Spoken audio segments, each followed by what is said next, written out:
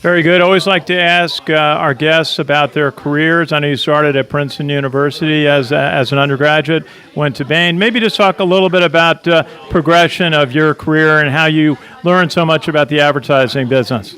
Oh, sure. Thanks very much for that. Well, I got out of Princeton. I was on a Navy scholarship, so I went into the Navy as an officer for 5 years.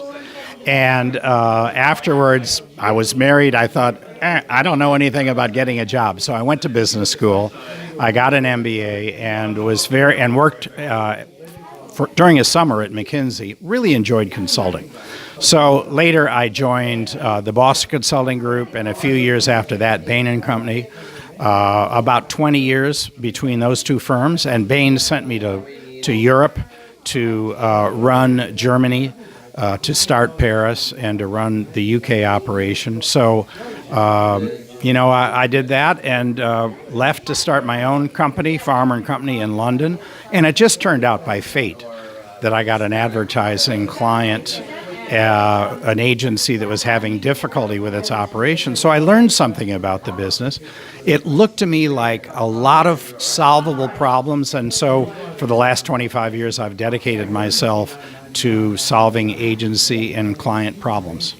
Well, I do a lot of work with military veterans, Navy officers, as well as Army officers, and always ask about managing transition from the military to civilian jobs. There's so many veterans today making that transition. GI Bill is helping them. What was the key to your successful transition from being a Navy officer to going and having success in business?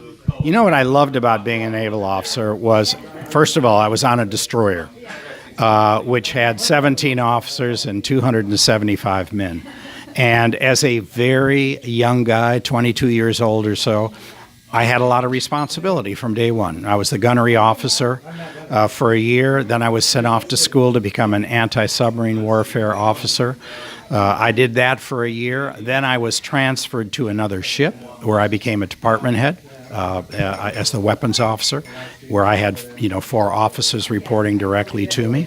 I learned to be an officer of the deck and to be able to do the ship handling on a destroyer, taking it into port, taking it out, bringing it alongside, all the normal things that you do. And all of that was between the ages of 22 and 25. Then I was sent off to teach ROTC at Iowa State University, which I did for 2 years. And I got the teaching bug at that time, but I had already had, from my military experience, huge amounts of responsibility given to me by commanding officers who trusted in my capabilities and gave me the type of mentorship and leadership that I needed.